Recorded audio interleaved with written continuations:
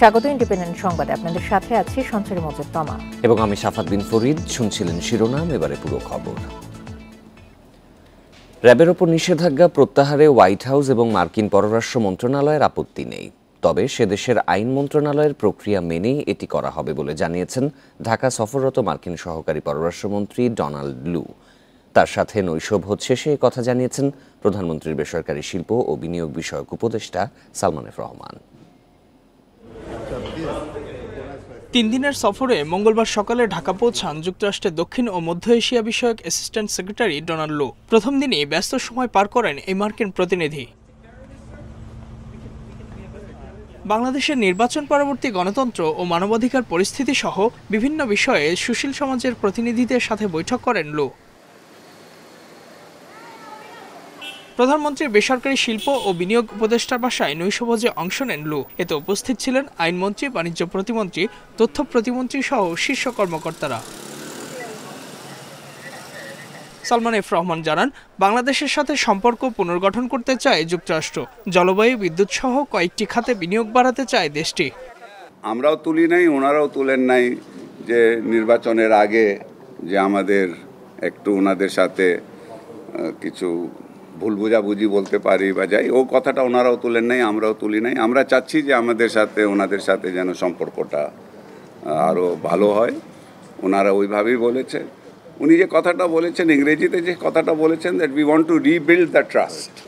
Visa নীতি সহ নির্বাচন পরবর্তী বাংলাদেশের রাজনীতি নিয়ে কোনো কথা হয়নি বলে জানান প্রধানমন্ত্রী উপদেষ্টা। ভিসা রেস্ট্রিকশন তো কিছু নাই, ওটা তো ওরাও তোলে নাই, আমিও তুলি নাই। র্যাবের স্যাংশন সাথে সাথে আমাদের রশিদ চৌধুরী যে বঙ্গবন্ধুর খুনির কথাটাও আমরা বলেছি। স্টেট ডিপার্টমেন্টের কথাটা হলো কি, আমরা কিন্তু আমাদের তরফ থেকে আমাদের জাস্টিস ডিপার্টমেন্টকে বলছি কি হ্যাঁ, এটা উন্নতি হয়ে গেছে, এখন তোমাদেরকে এই স্যাংশনটা তুলে দেওয়া উচিত। বলছে হোয়াইট হাউস থেকেও বলা হচ্ছে, কিন্তু আমাদের একটা প্রসেস আছে, আমাদের জাস্টিস ডিপার্টমেন্টের একটা প্রসেস আছে, সে প্রসেসের মাধ্যমে কাজ চলছে।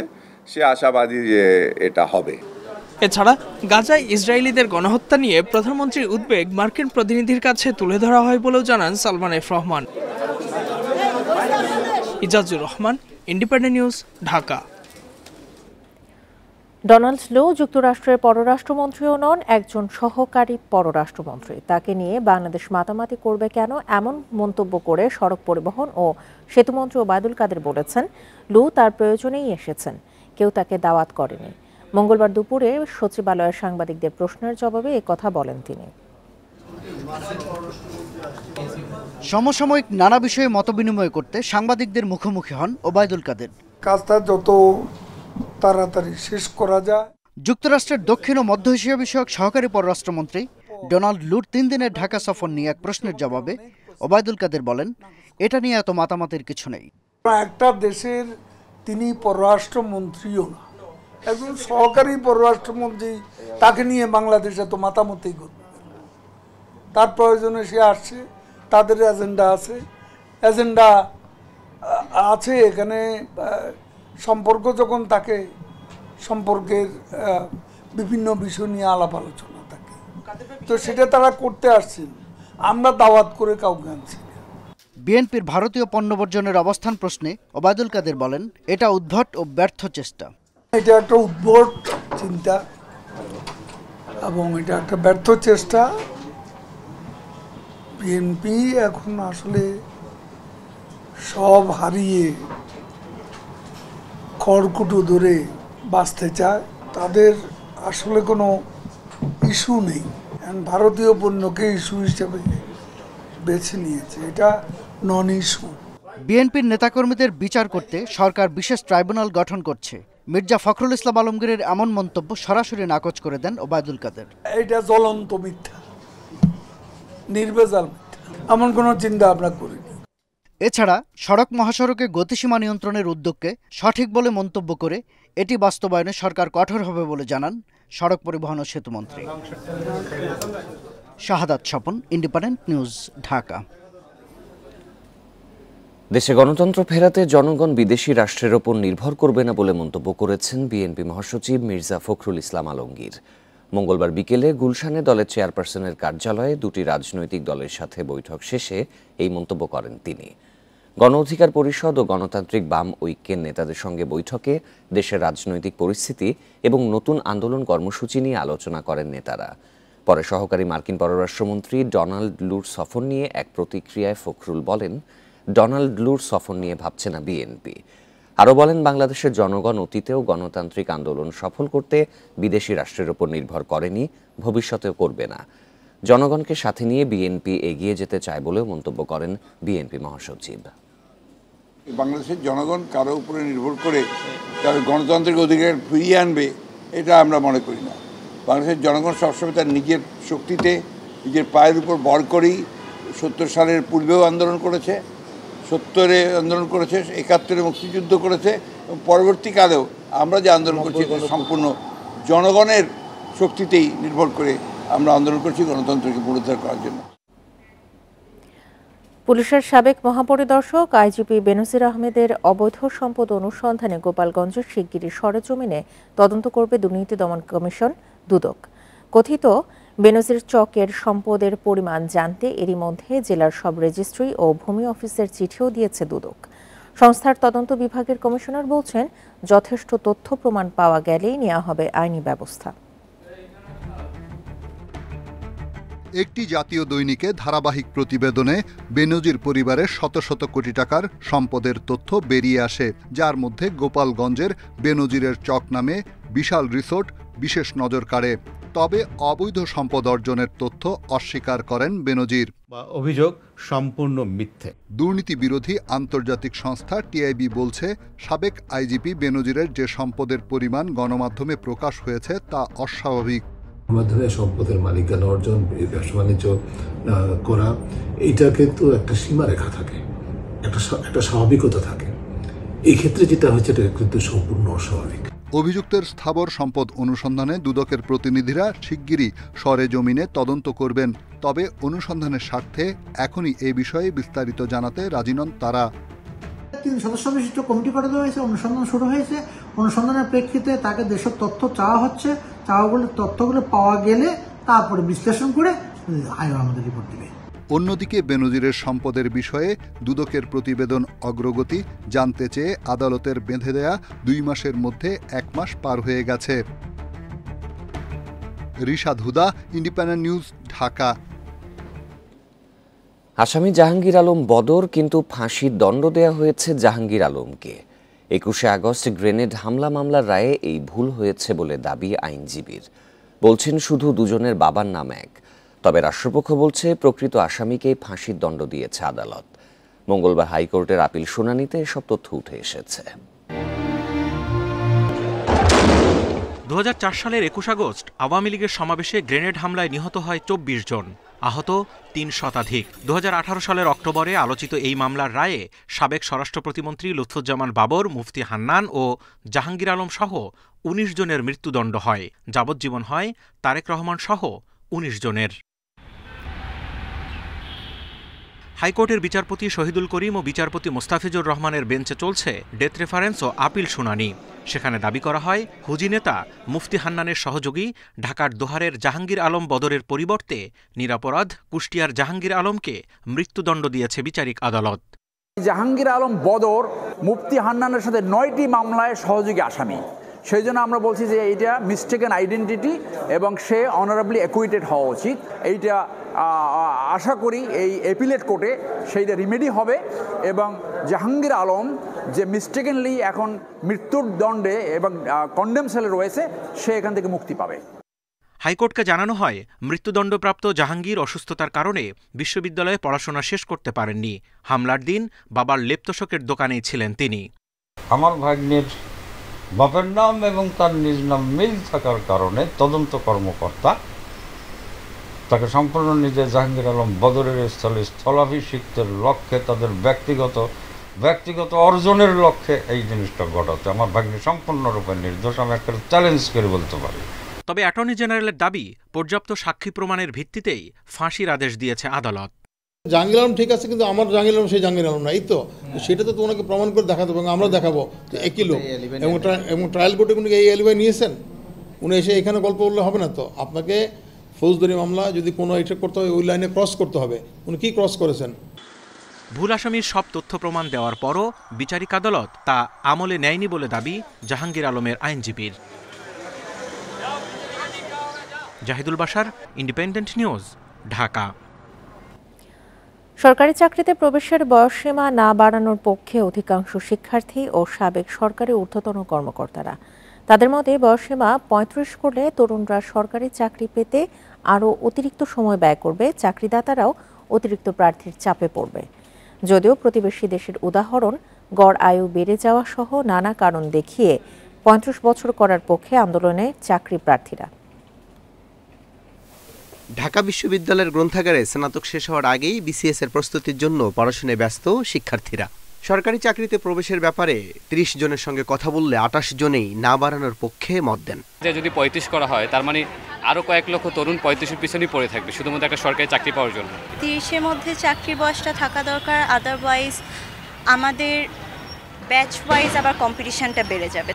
অনেকেই সরকারি চাকরিতে প্রবেশের বয়সসীমা ৩৫ বছর করার পক্ষে তুলে ধরেন তাদের যুক্তি। যেটা 35 হওয়া উচিত, আর এটা সবচেয়ে বড় কথা হচ্ছে আমাদের মাননীয় প্রধানমন্ত্রী শেখ হাসিনা বা আমাদের এই সর্বশেষ নির্বাচনের ইশতেহারে কিন্তু আমাদের 35-এর কথা উল্লেখ করা ছিল। 28 বছর বয়সে গিয়ে আমি একটা যোগ্য প্রার্থী হতে পারবো চাকরির বাজারে, তাহলে আমি 2 বছর পরীক্ষা দিয়ে কিভাবে একটা ভালো চাকরি পাবো?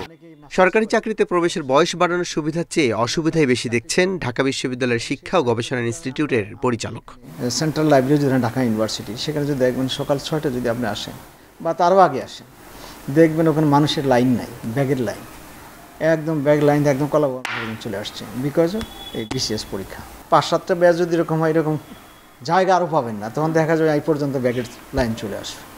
সাবেক মন্ত্রী পরিষদ সচিব আলী ইমাম মজুমদার মনে করেন এই মুহূর্তে বয়সসীমা না বাড়ানোই ভালো। সরকারি চাকরির পেছনে বেশি সময় না দিয়ে অন্য কিছুর জন্য মনোযোগী হওয়া জরুরি। এমনি প্রায় 1.5-2 লাখ পরীক্ষার্থী প্রিলিমিনারি পরীক্ষা দেয়, তখন আকস্মিকভাবে আবার এটা 2.5 লাখ 3 লাখ হয়ে যাবে। এতে করতে যে আপনার নিয়োগকারী প্রতিষ্ঠানগুলোর পরে একটু বড় রকম চাপ পড়বে। আর সরকারি চাকরি কি একমাত্র কেরিয়ার হিসাবে সবাই ধরে নিচ্ছে কেন, আমি বুঝতে পারছি না। আন্দোলনকারীদের বিরুদ্ধে মামলা ও গ্রেপ্তারের বিরোধিতা করে আলী ইমাম মজুমদার বলেন, রাষ্ট্রকে আরও সহনশীল আচরণ করতে হবে। ছেলে মেয়ে সদৃশ্য, তো আমি মনে করি না যে ধরপাকড় ব্যাপারটা এটা কোনো একটা সমাধান আমি বুঝছি না। এদিকে দাবি আদায়ে গণ আমরণ অনশন সহ নানা কর্মসূচি দিয়ে যাচ্ছে আন্দোলনকারীরা। আল আমিন হক, ইন্ডিপেন্ডেন্ট নিউজ, ঢাকা। নাজুক হচ্ছে ডেঙ্গু পরিস্থিতি। গত বছরের এই সময়ের তুলনায় বেড়েছে আক্রান্তের হারও। এই অবস্থায় ঢাকা দক্ষিণ সিটি এডিস নিয়ন্ত্রণে ওষুধ ছেটানোর দাবি করলেও ওষুধ কেনার প্রক্রিয়া চলার কথা জানাচ্ছে উত্তর সিটি। অন্যদিকে স্বাস্থ্য অধিদপ্তর বলছে, জলবায়ু পরিবর্তনের কারণে বছর জুড়েই থাকবে ডেঙ্গুর প্রকোপ। মানিকগঞ্জের শফিউদ্দিন মোল্লা পেশায় আসবাব ব্যবসায়ী। মাসখানেক ধরে জ্বর, মহাখালীর ডিএনসিসি হাসপাতালে আসার পর শনাক্ত হয় ডেঙ্গু। রোগী আসছে মুগদা হাসপাতালেও। মে মাসের প্রথম 2 সপ্তাহে ভর্তি হন 119 জন। পরিসংখ্যান বলছে, গত বছরের এপ্রিলে রোগী ছিল 68 জন। এবছর একই সময় সে সংখ্যা বেড়ে দাঁড়িয়েছে 215 জনে, আর মৃত্যু হয়েছে 4 জনের। এই বছর এপ্রিলে আমরা চিকিৎসা দিয়েছি 215 জনকে। আজকে মে মাসের 2টি সপ্তাহ চলে যাচ্ছে, এখানে অদ্যাবধি আমরা চিকিৎসা দিয়েছি 119 জনকে। সুতরাং রোগী ক্রমান্বয়ে বাড়ছে। এই অবস্থায় স্বাস্থ্য অধিদপ্তর বলছে, এখন বছর জুড়ে থাকছে ডেঙ্গু। তবে গত বছর এই সময় তুলনায় এবার যে আক্রান্ত বেশি, সে কথা স্বীকার করেছে তারাও। সারা বছর জুড়ে এখন ছড়িয়ে থাকতেছে ডেঙ্গি, যার ফলে কেসও আমাদেরকে যদি গত বছরের থেকে 1 জানুয়ারি থেকে এপ্রিল পর্যন্ত, মে মাস পর্যন্ত কেস দেখেন, এবছরের যদি দেখেন কেসের সংখ্যা বেশি।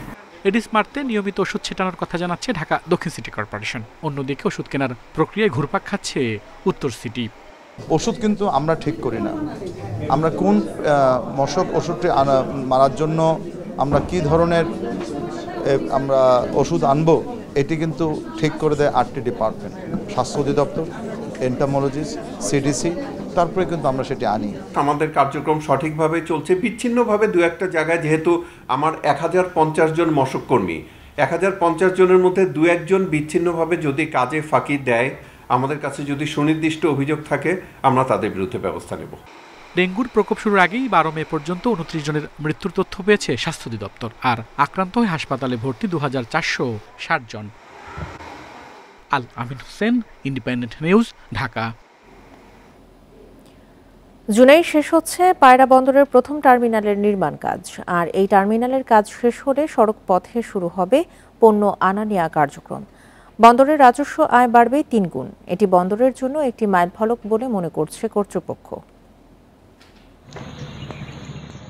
2022 সালের 27 অক্টোবর পায়রা বন্দরের প্রথম টার্মিনালের নির্মাণ কাজ শুরু হয়। 4.5 কোটি টাকার এই প্রকল্পে এরই মধ্যে শেষ হয়েছে ওয়্যারহাউস ও টার্মিনাল ভবনের নির্মাণ কাজ। 650 মিটার দৈর্ঘ্যের এই টার্মিনালের জেটি ও ব্যাকআপ ইয়ার্ডের কাজ প্রায় 90% শেষ। সবকিছু ঠিক থাকলে জুনেই এই টার্মিনালের কাজ শেষ হবে। যে 3 লক্ষ বর্গমিটার যে আমাদের ইয়ার্ড স্ট্যাক করার কন্টেনার এবং বাল্ক কার্গো আমরা দুটোই রাখতে পারবো এবং মাল্টিপারপাস টার্মিনাল। তো আমাদের এই কাজগুলো অধিকাংশই শেষ হয়ে গেছে। কাজেই এই অবস্থায় আমাদের এখানে 200 মিটারের বেশি জাহাজ এসে ভিড়তে পারবে।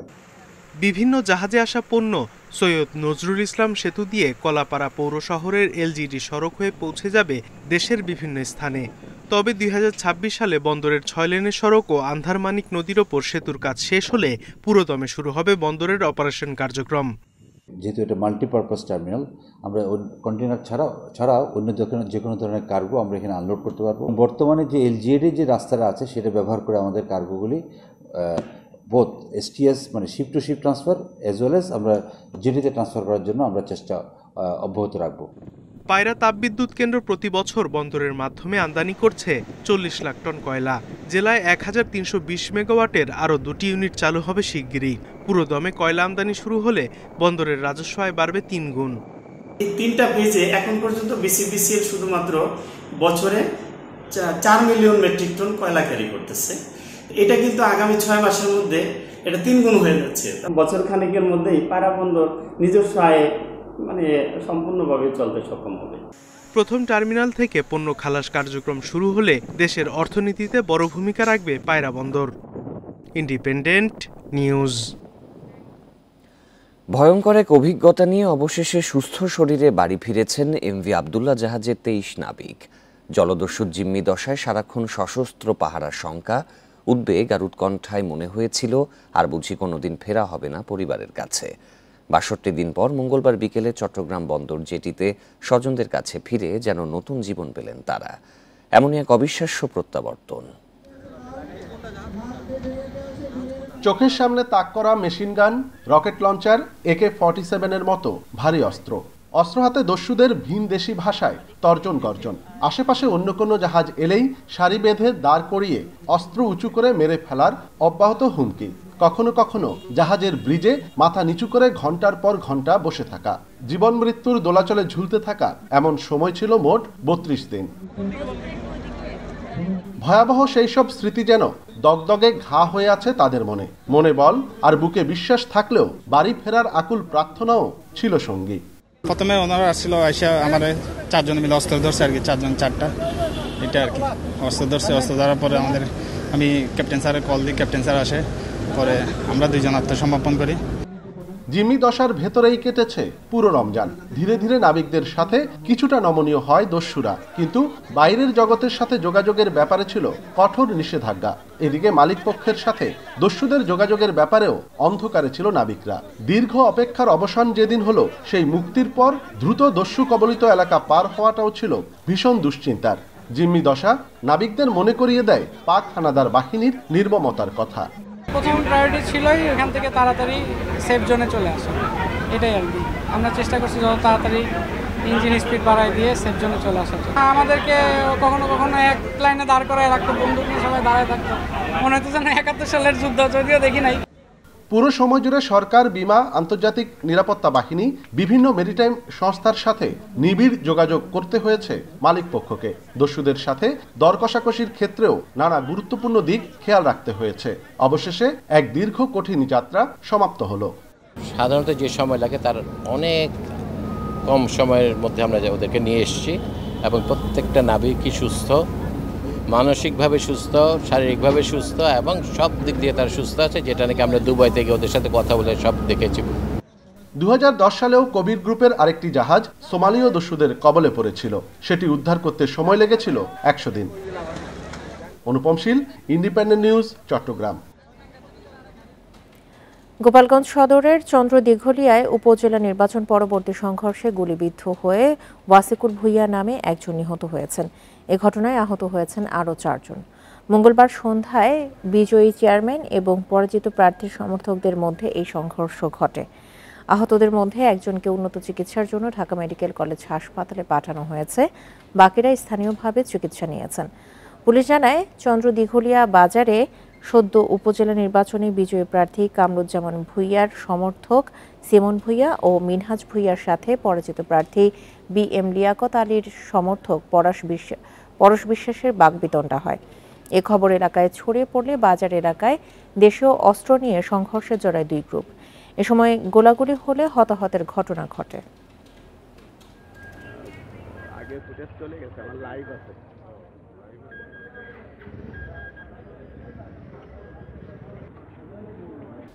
এবারের এসএসসিতে শতভাগ ফেল করা 51টি শিক্ষা প্রতিষ্ঠানের বেশিরভাগই জরাজীর্ণ, নেই পর্যাপ্ত ক্লাসরুম, পড়াশোনার তেমন পরিবেশও নেই।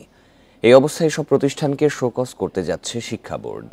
এদের বিরুদ্ধে কঠোর ব্যবস্থা নেওয়া হবে বলেও জানিয়েছে তারা। রোববার প্রকাশিত হয়েছে এসএসসি ও সমমানের পরীক্ষার ফল। এতে 51টি প্রতিষ্ঠানের কেউই পাশ করেনি। এর মধ্যে মাদ্রাসা রয়েছে 42টি। সিরাজগঞ্জের এলংজনি দাখিল মাদ্রাসা এমপিওভুক্ত এই মাদ্রাসায় 250 জন শিক্ষার্থীর জন্য শিক্ষক আছেন 19 জন। শ্রেণীকক্ষ মাত্র 3টি, এবার 12 জন পরীক্ষা দিলেও একজনও পাশ করেনি। স্থানীয়দের অভিযোগ, এগুলোতে পড়াশোনার কোনো পরিবেশ নেই। পরীক্ষায় পাশ করে নাই, তাহলে তো লেখাপড়ার মান তো বোঝা যাচ্ছে, সকলেই বুঝতেছেন মান খারাপই। খুবই লজ্জিত যে একটা ছাত্র পাশ করতে পারে নাই, এর জন্য আমরা লজ্জিত। কিন্তু আমরা না, এলাকার সবাই লজ্জিত। টাঙ্গাইলের সমজানি হাই স্কুলে শিক্ষার্থী আছে 60 জন, অথচ প্রতিষ্ঠানটিতে কোনো স্থায়ী শিক্ষক নেই পর্যাপ্ত ক্লাসরুম। এখান থেকে এবার 3 জন এসএসসি দিলেও একজনও পাশ করেননি। শতভাগ ফেল করা বেশিরভাগ প্রতিষ্ঠানেই পড়াশোনার পরিবেশ নেই। শিক্ষা গবেষকরা বলছেন, এসব প্রতিষ্ঠান কিভাবে অনুমোদন পেল সেটি খতিয়ে দেখতে হবে। প্রতিষ্ঠানগুলো ফেল মানে কেউ পাস করছে না, সেগুলোকে অ্যাসেস করে তাদের অতীত ইতিহাস থেকে সেটাকে চিন্তা করা যে এই প্রতিষ্ঠানগুলো আদৌ দরকার আছে কিনা। শিক্ষা বোর্ড বলছে, এসব প্রতিষ্ঠানকে আগামী সপ্তাহে কারণ দর্শানোর নোটিশ দেয়া হবে। যাদের উত্তর সন্তোষজনক হবে না, তাদের বিরুদ্ধে ব্যবস্থা নেওয়া হবে। কিছুদিনের মধ্যে আমরা এই শিক্ষা প্রতিষ্ঠান প্রধানদেরকে এবং কমিটিদেরকে ডাকবো, ডেকে তাদের মূল সমস্যাগুলো চিহ্নিত করে আমরা সমাধান করার চেষ্টা করব। যদি সমাধান না করতে পারি তাহলে এই শিক্ষা প্রতিষ্ঠানগুলোর পাঠদানের অনুমতি বাতিল করব। এর মধ্যে এমপিওভুক্ত যেসব প্রতিষ্ঠান আছে সেগুলোকে ভালো প্রতিষ্ঠানের সাথে একীভূত করা যায় কিনা সেটিও ভাবছে শিক্ষা মন্ত্রণালয়। নূরে আলম, ইন্ডিপেন্ডেন্ট নিউজ, ঢাকা। দেশের একমাত্র মহিষ প্রজনন ও উন্নয়ন খামারে 3 মাসে মারা যাওয়া 21টি মৃত মহিষের বাচ্চার ময়নাতদন্ত নিয়ম না মেনে করার অভিযোগ উঠেছে। মহিষের প্রতিরোধমূলক ব্যবস্থাপনা পরিস্থিতি নাজুক হয়ে যাওয়ায় প্রতিষ্ঠান প্রধানকে শোকজ করেছে প্রাণী সম্পদ অধিদপ্তর। তবে মহিষ প্রজনন ও উন্নয়ন খামার প্রধানের দাবি, নিয়ম মেনেই মৃত মহিষের ময়নাতদন্ত হয়েছে। ডিসেম্বর, জানুয়ারি ও ফেব্রুয়ারি এই 3 মাসে বাগেরহাটের ফকিরহাটে মহিষ প্রজনন ও উন্নয়ন খামারে 21টি মহিষের বাচ্চা মারা যায়। পরে মহিষগুলো ময়নাতদন্ত নিয়ে ওঠে অনিয়মের অভিযোগ। এতগুলো বাচ্চার মৃত্যুর ঘটনায় মেডিকেল টিম গঠন করা হয়েছে কিনা তাও কোথাও উল্লেখ নেই। এ অবস্থায় গত 2 মে প্রতিষ্ঠান প্রধানকে চিঠি দেয় প্রাণী সম্পদ অধিদপ্তরের পরিচালক। মহিষ প্রজনন ও উন্নয়ন খামারের প্রধান জানান, মারা যাওয়া মহিষের বাচ্চাগুলো ভারত থেকে আনা হয়। রাস্তার ধকল সইতে না পেরে 21টি বাচ্চা মারা যায়। নিজে ভেটেরিনারি সার্জন না হওয়ায় মৃত মহিষগুলো ফকিরহাট উপজেলা ভেটেরিনারি সার্জনকে দিয়ে ময়নাতদন্ত করা হয়। কোথাও অনিয়ম হয়নি বলে দাবি তার। ইন্ডিয়া থেকে কিছু বাচ্চা আসছিল ছোট অবস্থায়, ওই অবস্থায় তার খুব ক্রিটিক্যাল অবস্থায় ছিল। একে জার্নি ট্রেস, তারপরে শীতের ট্রেসের কারণে কিছু, আর এমনি শীতের সময় কিছু বাচ্চা এমনিতেই হয়। বাচ্চা মারা যাওয়ার পরে ওটাকে পোস্টমর্টম করে তার স্যাম্পলটা আমরা ঢাকায় পাঠাই এবং প্রত্যেকটা স্যাম্পলে ঢাকায় পাঠানো হয়েছে এবং তার রিপোর্ট, কিছু রিপোর্ট আসছে আর কিছু রিপোর্ট এখন আসার বাকি আছে, যে রিপোর্টগুলো আমরা নিয়ে পরবর্তীতে আমরা কর্তৃপক্ষকে অবহিত করব। তিনি আরও জানান, খামারে বর্তমানে 5 শতাধিক মহিষ আছে। সেই হিসাবে মহিষের মৃত্যুর হার আশঙ্কাজনক নয়। কিছুদিন আগে আমরা ইন্ডিয়া থেকে মুর্রা জাতের মহিষ নিয়ে আসছি। এই মুর্রা জাতের মহিষ আসছিল নভেম্বর মাসে। এই নভেম্বর মাসে আসছিল, ঠিক সেই যে আসছে তারপরে শীতের প্রকোপটা বেড়ে গেছিল। এই কারণে কিছু মহিষ হয়তো এই সময় একটু মারা গেছে, কিন্তু আলটিমেটলি কিন্তু ওভারঅল মানে আনুপাতিক হারে বা শতকরা হারে মৃত্যুর হার খুবই নগণ্য। মহিষের চিকিৎসায় প্রতিষ্ঠানে ভেটেরিনারি সার্জন আবশ্যক বলেও জানান তিনি। Independent news. খাগড়াছড়ি চট্টগ্রাম মহাসড়কে দুই পাশ পরিণত হয়েছে অবৈধ পার্কিং ও অস্থায়ী বাস স্ট্যান্ডে। পৌরসভার নির্ধারিত বাস স্ট্যান্ডে স্থান সংকুলান না হওয়ার অজুহাতে দীর্ঘদিন ধরে সড়কের দুই পাশ দখল করে রেখেছে বাস, ট্রাক সহ বিভিন্ন ধরনের যানবাহন ও মালবাহী গাড়ি। ব্যস্ততম সড়কের দুই পাশে যানবাহন দাঁড়িয়ে থাকায় প্রতিনিয়ত ভোগান্তিতে পড়ছেন পথচারী ও সড়ক ব্যবহারকারীরা।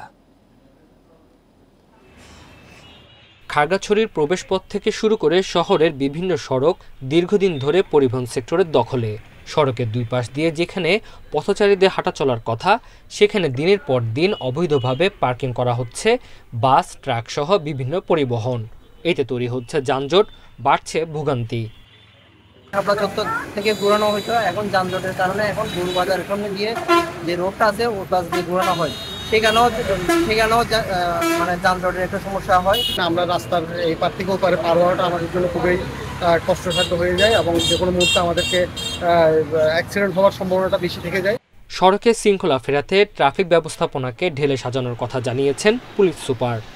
আমাদের ট্রাফিক ব্যবস্থাপনার ক্ষেত্রে যে সমস্ত নিয়ম নীতিগুলো আছে আমাদের সড়ক পরিবহন আইন অনুযায়ী আমাদের সেটা কার্যক্রম চলমান আছে এবং অব্যাহত আছে।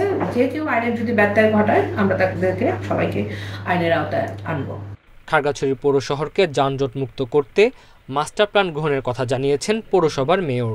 আমাদের ইউজি 4 সাবমিট করতেছি আমরা নান্দনিক একটা বাস টার্মিনাল সহ, এটা যদি পাশ হয়ে যায় আশা করতেছি এই আগামী ডিসেম্বরের মধ্যে আমাদের এই যানজটের নিরসনের যে কাজটা এটা আমরা করতে পারব। পৌরসভা পর্যটন শহর হিসেবে খাগড়াছড়িকে যানজট মুক্ত শহর হিসেবে গড়ে তুলতে সম্মিলিত উদ্যোগের কথা জানিয়েছেন জেলা প্রশাসক। পুলিশ সহ মেয়র সহ জনপ্রতিনিধি নিয়ে একটা মিটিং করেছি, সেখানে যানজট সহ বিভিন্ন বিষয়ে বিস্তারিত আলোচনা হয়েছে। আমরা বিভিন্ন কমিটি গঠন করেছি, আমরা চিন্তা করছি কিভাবে বাস স্ট্যান্ডকে শহরের বাইরে রাখা যায়। খাগড়াছড়ি বাস স্ট্যান্ড থেকে শুরু করে নেন্সি বাজার পর্যন্ত প্রায় 3 কিলোমিটার এলাকা জুড়ে এই যানজটের সৃষ্টি হয়।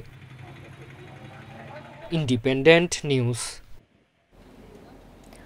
1900 সালের পার্বত্য চট্টগ্রাম শাসনবিধি বাতিলের ষড়যন্ত্রের প্রতিবাদে ইউপিডিএফ এর ডাকে খাগড়াছড়ি ও রাঙ্গামাটি জেলায় আধা বেলা সড়ক ও নৌপথ অবরোধ চলছে। সকাল 6টা থেকে শুরু হয়ে অবরোধ চলবে দুপুর 12টা পর্যন্ত। অবরোধে খাগড়াছড়ির সাথে দূরপাল্লার বাস ও ট্রাক চলাচল বন্ধ রয়েছে। সকাল থেকে খাগড়াছড়ির পানছড়ি, জেলা সদর, রাঙ্গামাটির সাজেক সহ বিভিন্ন এলাকায় গাছের গুঁড়ি ও টায়ার জ্বালিয়ে বিক্ষোভ করে তারা। এর আগে গত সোমবার রাঙ্গামাটি ও খাগড়াছড়ির বিভিন্ন স্থানে অনুষ্ঠিত বিক্ষোভ কর্মসূচি থেকে অবরোধ কর্মসূচির ঘোষণা দেয় সংগঠনটি।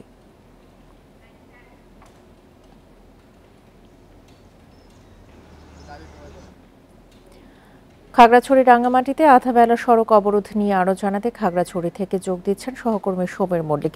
সমীর, সকাল 6টা থেকে দুপুর 12টা পর্যন্ত অবরোধের ডাক দিয়েছে আন্দোলনরতরা। সাধারণ মানুষের দুর্ভোগ নিয়ে জানাবেন, আর আন্দোলনরত মানুষ কি বলছেন? দেখুন, ব্রিটিশ সরকারের সময়ে প্রবর্তিত যে 1900 সালের পার্বত্য চট্টগ্রাম শাসনবিধি অর্থাৎ চিটাগং হিল ট্র্যাক্ট রেজুলেশন, সেটি বাতিলের একটি ষড়যন্ত্র হচ্ছে বলে ইউপিডিএফ এর পক্ষ থেকে অভিযোগ করা হচ্ছে। এবং একই সাথে পার্বত্য চট্টগ্রামের যে প্রথাগত আইন রয়েছে, বিশেষ করে হ্যাটম্যান, কারবারি সহ অন্যান্য যে এখানে যে প্রথাগত পদ্ধতিগুলো রয়েছে, সেগুলো বাতিলের একটি ষড়যন্ত্রের অভিযোগ ইউপিডিএফ গত কয়েকদিন ধরে করে যাচ্ছে। এবং দেশের বিভিন্ন প্রান্তে তারা কিন্তু এটা নিয়ে বিক্ষোভ সমাবেশ, মিছিল, মিটিং করেছে এবং খাগড়াছড়ি, রাঙ্গামাটিতেও কিন্তু তারা মিছিল মিটিংগুলো করছে। তাদের ডাকে আজকে সকালে এই যে খাগড়াছড়ি এবং রাঙ্গামাটিতে সড়ক অবরোধ হচ্ছে। আমরা সকাল থেকে যে বিষয়টা দেখেছি, খাগড়াছড়ি পানছড়ি সড়ক, খাগড়াছড়ি দিঘিনালার বাবুছড়াই এবং খাগড়াছড়ি সাজেক সড়ক, একই সাথে খাগড়াছড়ি রাঙ্গামাটি সড়ক, এই সড়কগুলোতে কিন্তু ইউপিডিএফ এর পক্ষ থেকে যে অবরোধ সেটার দাবিতে পক্ষে কিন্তু ইপিডিএফের সমর্থকরা তারা পিকেটিং করেছে এবং বিভিন্ন জায়গায় তারা টায়ার জ্বালিয়েছে, গাছের গুঁড়ি ফেলে দিয়েছে এবং তাদের যে দাবি তারা বলছে যে পার্বত্য চট্টগ্রাম শাসনবিধির যেটুকু ধারা এখনো পর্যন্ত কার্যকর রয়েছে এর মাধ্যমে পাহাড়ের তাদের কিছু ন্যূনতম যে অধিকার সেটা এখনো পাচ্ছে, এইটি যদি বাতিল করা হয় তাদের যে ন্যূনতম যে অধিকার সেটি কিন্তু একেবারেই তারা হারাবে বলে তাদের পক্ষ থেকে দাবি করা হয়েছে। আমি এই মুহূর্তে দাঁড়িয়ে আছি খাগড়াছড়ি দিঘিনালা সড়কে। আমরা জানি সকালবেলা এই সময়টাতে আসলে পর্যটকরা সাজেকের উদ্দেশ্যে যায়, কিন্তু আমরা এখানে প্রায় 1 ঘন্টা ধরে আছি, দেখি আসলে কোনো ধরনের গাড়ি পর্যটকবাহী কোনো গাড়ি কিন্তু সাজেক উদ্দেশ্যে যায় নাই। এবং আমরা পরিবহন মালিকদের সাথে কথা বলেছি, তারাও যেটা বলছে যে আসলে এখানে তারা যে অবরোধের কারণে দুপুর 12টা পর্যন্ত পর্যটকবাহী যে গাড়িগুলো রয়েছে সেটা কিন্তু তারা বন্ধ রাখবে, 12টার পরে তারা যান চলাচল স্বাভাবিক করবে। এবং আমরা এই বিষয়টা নিয়ে খাগড়াছড়ি সদর থানার ভারপ্রাপ্ত কর্মকর্তা, একই সাথে মাটিরাঙ্গার সদর থানার ভারপ্রাপ্ত কর্মকর্তা, তাদের দুজনের সাথে কথা বলেছি। তারা বলছে যে আসলে সকাল থেকে ঢাকা থেকে যে সমস্ত গাড়িগুলো এসেছে তারা কিন্তু পুলিশের পাহারায় তারা সেটা জেলা সদরে পৌঁছে দিয়েছে এবং এভাবে যত গাড়ি আসবে তারা কিন্তু পুলিশের পাহারায় তারা কিন্তু পৌঁছে দেবে। এবং আমরা দেখছি যে এখানে আসলে যাত্রীবাহী যে যান চলাচল সেটা বলা যায় যে মোটামুটি একেবারেই বন্ধ রয়েছে, বিশেষ করে দুপুর 12টা পর্যন্ত এটা বন্ধ রাখবে বলে আমাদের পরিবহন যারা সংশ্লিষ্ট রয়েছে তাদের পক্ষ থেকে এটা বলা হয়েছে। দুপুর 12টার পরে যান চলাচল স্বাভাবিক হবে বলে আশা করা যাচ্ছে। এই ছিল খাগড়াছড়ি থেকে অবরোধ নিয়ে সবশেষ। খাগড়াছড়ি থেকে জানাচ্ছিলেন আমাদের সহকর্মী সমীর মল্লিক। মেরামতের অভাবে জরাজীর্ণ হয়ে পড়েছে তিস্তা রেল সেতু। মেয়াদোত্তীর্ণ সেতুটির কাছ থেকে বালু উত্তোলন করায় আরও ঝুঁকি বাড়ার আশঙ্কা তৈরি হয়েছে।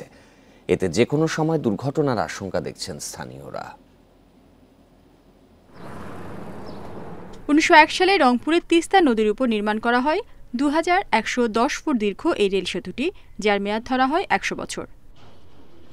রেল সেতু হিসেবে নির্মিত হলেও 1978 সালে গাড়ি চলাচলের জন্য খুলে দেওয়া হয়। 2012 সালে পাশে এই তিস্তা সড়ক সেতু তৈরির পর কেবল ট্রেন চলাচলের জন্য ব্যবহৃত হচ্ছে সেতুটি। স্থানীয়রা বলছেন, মেয়াদোত্তীর্ণ সেতুটি সংস্কারের অভাবে নড়বড়ে হয়ে পড়েছে। এর মধ্যে সেতুর খুব কাছ থেকে উত্তোলন করা হচ্ছে বালু, এতে আরও ঝুঁকিতে পড়েছে অবকাঠামোটি। স্লিপারগুলো নষ্ট হয়ে গেছে এবং মাঝে মধ্যে কেমন জং ধরার মতো ডেট এক্সপায়ার হয়ে গেছে। এখন কোন দিন কোন ঘটনা ঘটবে, এখন গাড়ি টাড়ি শুধু যায়। আর ব্রিজটার পাশেই আমরা দেখতে পারি যে এখানে নদী থেকে অবৈধভাবে বালু উত্তোলন করা হচ্ছে, যার কারণে আমাদের এই ব্রিজটার আরও ক্ষতি হচ্ছে। সেতুটি সংস্কারের উদ্যোগ নেওয়ার কথা জানিয়ে রেল কর্তৃপক্ষ বলছে, এরই মধ্যে দরপত্র আহ্বান করা হয়েছে।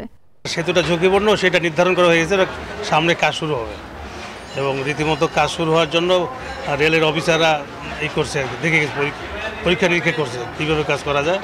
তিস্তা রেল সেতু দিয়ে 4 জোড়া আন্তনগর সহ প্রতিদিন 22টি ট্রেন চলাচল করে। সেতুটি ক্ষতিগ্রস্ত হলে লালমনিরহাট ও কুড়িগ্রাম জেলার রেল যোগাযোগ বিচ্ছিন্ন হয়ে যাবে। Independent news. আর এই ছিল এখনকার মতো ইন্ডিপেন্ডেন্ট সংবাদে। সব খবরের বিস্তারিত জানতে চোখ রাখুন ফেসবুক, ইউটিউব এবং এক্সে।